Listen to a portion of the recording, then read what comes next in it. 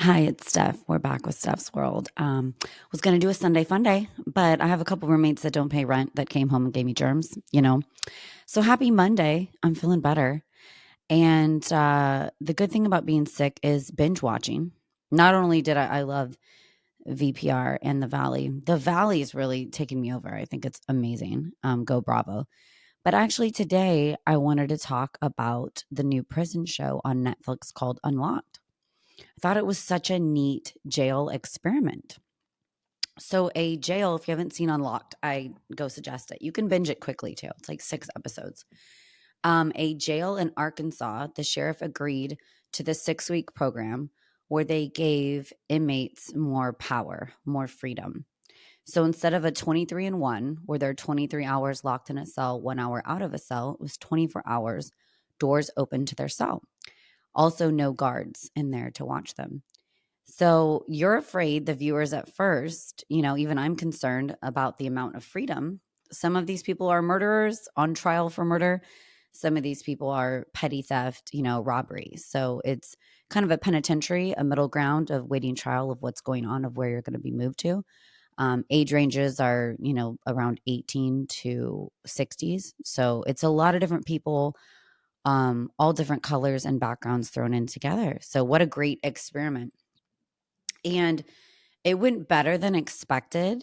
I loved it because we're not just treating these people like animals and throwing them in a cage where our tax dollars, go to feed them and take care of them, but they felt more like they were humans that had some freedom to play basketball and to decide when they would eat and decide who could go on the phones when they wanted to and call someone. Um, Unless you're a pedophile or child molester, I do think the prison system is rough. We need more rehabilitation. I would love more programs so repeat offenders aren't just going back to jail and getting out and have nowhere to go. I would dig, you know, first of all, a lot of them don't have good families and good backgrounds. When they come out, they're on their own. How are you on your own going to go to a parole officers with no car and no money and check in? And then you're just not going to check in and have a warrant and get arrested and thrown back in. This you get stuck in the system if you don't have a huge support system. Like we all know, if you have more money, you get a better attorney. You can pull an O.J. Simpson. We all know he did it. That phone call from Nicole Simpson before she died has been released again and circulating, and it is so sad. You can hear the terror in her voice. He's broke down a door. He's coming in. He did it, but he had good attorneys, the Kardashians, man. Isn't that crazy? It came full circle. And now, the attorney's daughter is famous. It's interesting. But back to the show Unlocked. So they did pretty well. Besides, they went a little bit off track and they made coffee cigarettes, which I didn't know were a thing. You take coffee and you roll it up in like toilet paper or whatever you could find, like cardboard, and then they use glasses and hit it from the sun and start a flame, or batteries to jumpstart their coffee cigarette. I would try that. I'm not gonna, I would you guys try that? I would try. I love coffee. So, and smoking. So, smoking coffee, it might be better than nicotine. I know it's addicting. I know coffee's addicting. And then they made hooch. If you guys don't know what hooch is, and they got in trouble for both of these. And the guy that messed up though and was the main hooch maker took the fall for it and got written up. And I was like, kudos to him for stepping up. By the way, nobody tells on anybody. Even when they get in little fights, they're like, I fell off the bed. So wow, they've got this down to the system. And I guess they know if you tell, you're gonna get in more trouble. But anyways, hooch in prison, it's alcohol. So it's fermented fruit. It's the crust of bread. They take off the crust of bread and fruit, put it in a bag with water. I don't know how purified the water is in the prison system. And they put it in a bag and let it sit for a while to ferment and drink the hooch. And apparently they have a good time, but they got caught and they made a tattoo gun. I mean, they definitely were doing normal, wild, silly prison board stuff. But they kept a system down. The elders took over for a while of some structure with the trays. And when someone cheated in a game, he got in trouble.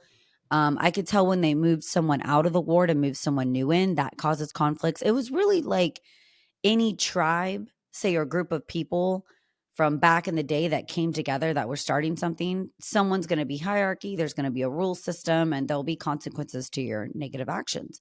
They didn't even have a guard in there, but they had cameras still watching them.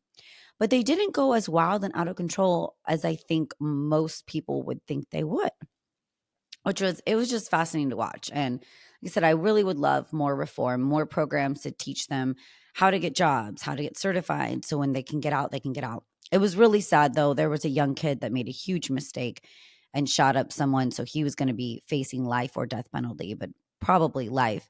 And so he's on suicide watch. And I was just realizing like life in prison is worse to me than being sentenced to death. Like, you're not getting out. There's no hope. You're not like there's ever going to be a relationship or kids or anyone on the outside. He was so young. And you're just, this is your whole life is stuck in jail. And so I understand why he was on suicide watch. That would be insanely difficult. I'm almost just more of a fan of the death penalty, because why are we paying to feed someone for 60 years? Why aren't we just saying, okay, you killed someone. That was a very poor choice. You're going to die, and just take them out of their misery and out of the budget. I don't know. I know it's a hot topic, and this is in the South. So this in Arkansas, the death penalty is on the line. Here in California, we don't have it. Newsom's like, keep them forever in the prison system and just keep paying for them to eat and hang out. But also, like firsthand, I've had friends that have done some petty theft, some irresponsible things. And years later, they are still having a hard time getting a job, and they're still having a hard time renting apartments, and their credit's low, or buying a cars and houses. And it is such a bummer that when you make a mistake, and I'm talking like little mistakes, I'm not talking about killing someone or hurting a child. That's a massive mistake that you should be. If you hurt a kid, you should be beheaded. That's just you know, my take. But if you got caught selling drugs when you were young, if you, I don't know, had a little bit too much to drink and got behind the wheel or something, I do think you still should be able to enter back into society and get a job and rent an apartment and try to do better. Now, if you're doing this again and again and again, I get it. Like, okay, this person's a bad person that doesn't learn their lesson. But to the people that made kind of one big mistake in life, I want us to forgive more, be a little bit more empathetic in America, and not just write them off, because that's how you lose it. And you slowly get stuck in the system, or you become homeless because you can't hold a job because no one will give you a job. So go watch Unlocked. It's on Netflix. It's awesome. It's a good little, if you're at home and you're sick and you want to binge watch something. Also, the new Vanderpump Rules in the Valley is amazing. Might talk about this week. We have two great guests, one coming up from Concert in the Park, and that's starting up in May. So stay tuned on Steph's Rock Show. And thanks so much for listening, guys.